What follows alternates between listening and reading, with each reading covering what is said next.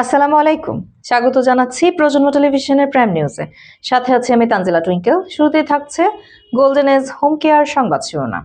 এতক্ষণ শুনছিলেন শিরোনাম, এবার পুরো খবর। লাখ লাখ মানুষের অংশগ্রহণে সম্পন্ন হলো খালেদা জিয়ার জানাজা। রাষ্ট্রীয় শোক চলাকালে ঢাকায় সাংস্কৃতিক অনুষ্ঠান, ডিজে পার্টি ও শোভাযাত্রা নিষিদ্ধ। খালেদা জিয়ার মৃত্যুতে তারকাদের শোক। নতুন বছরের যুদ্ধে জড়াতে পারে ভারত পাকিস্তান।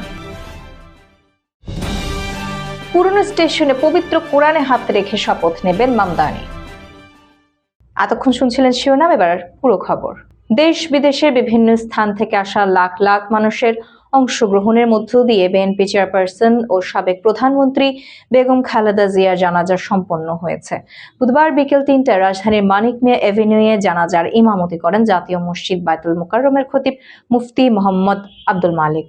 প্রধান উপদেষ্টা ডক্টর মোহাম্মদ ইউনূস, খালেদা জিয়ার বড় ছেলে বিএনপির ভারপ্রাপ্ত চেয়ারম্যান তারেক রহমান, সরকারের বিভিন্ন মন্ত্রণালয়ের উপদেষ্টা, প্রধান বিচারপতি, তিন বাহিনীর প্রধান, দেশি বিদেশি রাজনীতিক, কূটনৈতিক ব্যক্তি ছাড়াও লাখ লাখ মানুষ জানাজায় অংশ নেন।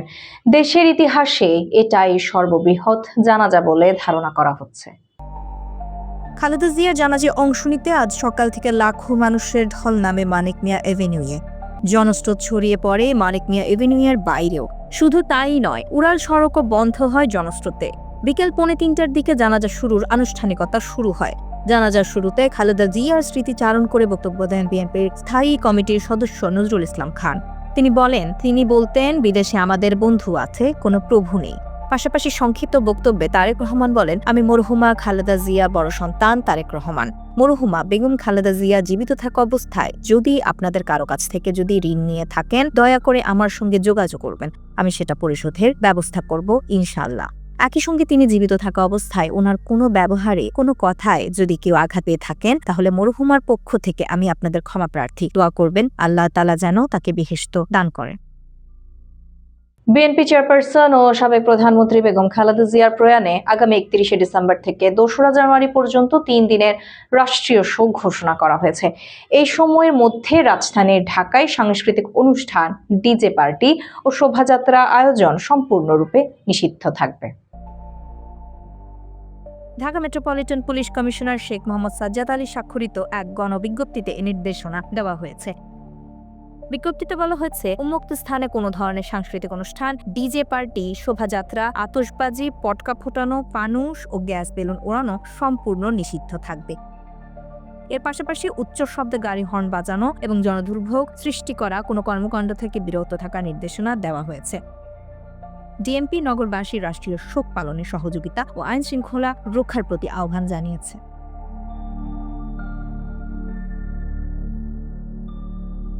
বিএনপি চেয়ারপারসন ও 3বারের সাবেক প্রধানমন্ত্রী বেগম খালেদা জিয়ার মৃত্যুতে গভীর শোক প্রকাশ করেছেন তারকারা। মঙ্গলবার সকাল 6টায় রাজধানীর এভারকেয়ার হাসপাতালে চিকিৎসাধীন অবস্থায় তার প্রয়াণ ঘটে। আপসহীন নেত্রীর বিদায়ে সারা দেশে যেমন শোকের ছায়া নেমে এসেছে, তেমনি ঢাকায় চলচ্চিত্রের অভিনয় শিল্পী ও নির্মাতারাও সামাজিক মাধ্যমে আবেগঘন বার্তা দিয়ে নেত্রীকে স্মরণ করছেন।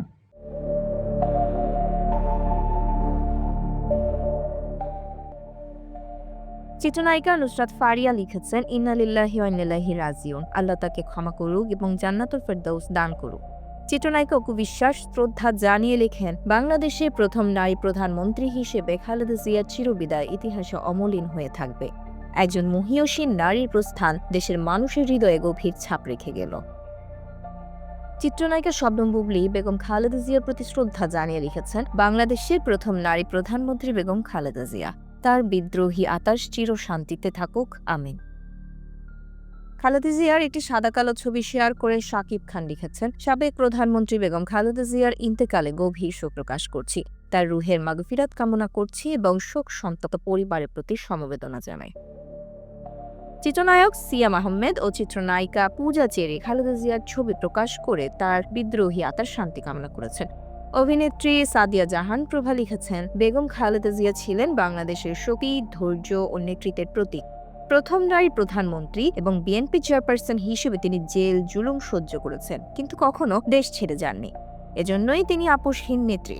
বাংলাদেশের রাজনৈতিক ইতিহাসে তার অবদান কখনো ভোলা সম্ভব নয়।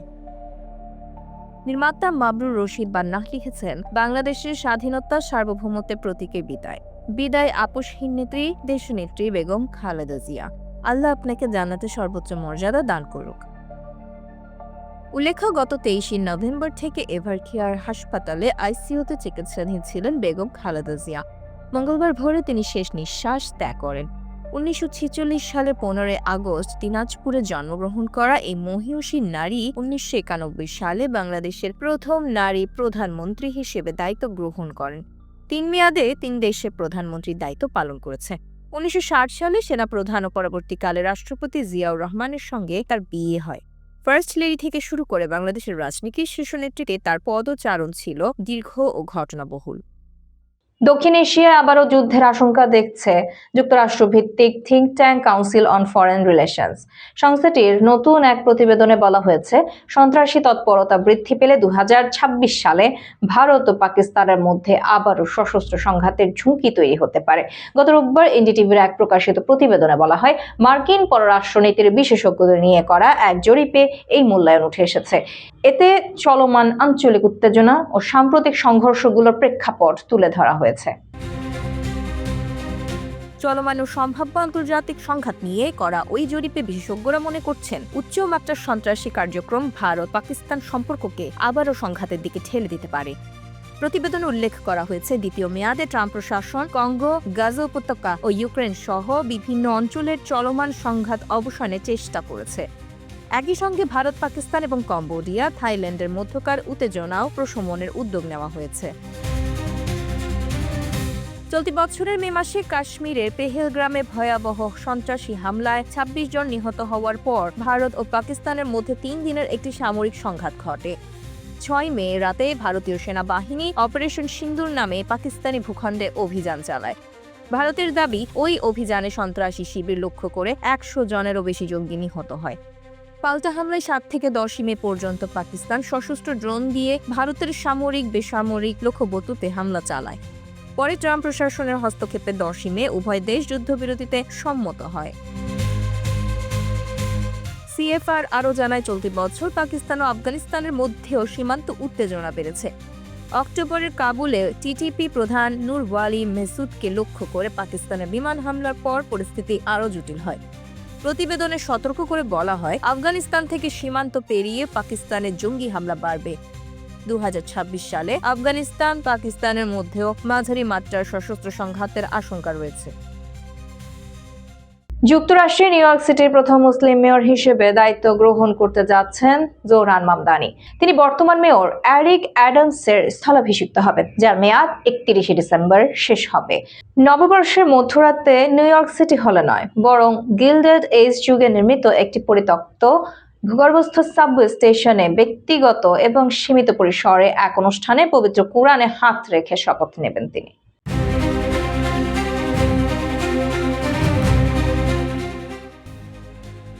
এএফপি জানায়, নতুন বছরের প্রাক্কালে মধ্যরাতে নিউ ইয়র্কের অ্যাটর্নি জেনারেল লেটিশিয়া জেমস এক বেসরকারি অনুষ্ঠানে ওল্ড সিটি হল স্টেশন নামের একটি সাবওয়ে স্টেশনের নতুন মেয়রকে শপথ পাঠ করাবেন।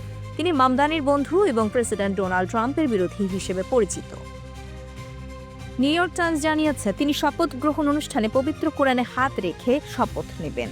মামদানি শপথ বাক্য পাঠ করবেন নিউ ইয়র্কের অ্যাটর্নি জেনারেল লেটিশিয়া জেমস। এরপর বুধবার সিটি হলের সিঁড়িতে আরেকটি আনুষ্ঠানিক শপথ অনুষ্ঠান হবে, যেখানে তাকে শপথ করাবেন ভারমন্টের সেনেটর বার্নি স্যান্ডার্স। তারপর ব্রডওয়েতে একটি ব্লক পার্টির আয়োজন করা হবে। জোহরান মামদানি এক বিবৃতিতে বলেছেন, এই স্থাপনা এমন এক শহরের স্মৃতিস্তম্ভ যা একসময় সুন্দর হওয়ার সাহস দেখাতো এবং শ্রমজীবী মানুষের জীবন বদলে দেওয়ার মতো বড় কিছু গড়ে দিত। সেই উচ্চাকাঙ্ক্ষা যেন কেবল অতীতের স্মৃতি হয়ে বা সিটি হলের সুড়ঙ্গের নিচে আটকা পড়ে না থাকে, সেজন্যই এই আয়োজন। তিনি আরও বলেন, উপরের ভবন থেকে যারা নিউ ইয়র্কবাসীদের সেবা করার সুযোগ পাবেন, তাদের লক্ষ্য হবে সে চেতনাকে ফিরিয়ে আনা। মামদানি 34 বছর বয়সে একজন ডেমোক্রেটিক সোশ্যালিস্ট এবং সাবেক স্টেট অ্যাসেম্বলি সদস্য। 50.8% ভোট পেয়ে অ্যান্ড্রু কুমোকে পরাজিত করেছেন। তার নির্বাচনী প্রচারণার মূল বিষয় ছিল সহজলভ্যতা, যা অন্তর্ভুক্ত ছিল টিকিট মুক্ত বাস, সার্বজনীন শিশু শিক্ষা এবং ভাড়ার ওপর ফ্রিজ। উগান্ডায় জন্ম নেওয়া মামদানি 34 বছর বয়সী একজন ডেমোক্রেটিক সোশ্যালিস্ট এবং নিউ ইয়র্ক স্টেটের সাবেক আইন প্রণেতা। গত 4 নভেম্বর মেয়র নির্বাচনে জয়লাভ করেন। এই ছিল প্রজন্ম টেলিভিশনের প্রাইম নিউজ। পরবর্তী প্রাইম নিউজ দেখার আমন্ত্রণ জানিয়ে শেষ করছি এখানে। এতক্ষণ সাথে থাকার জন্য ধন্যবাদ সবাইকে।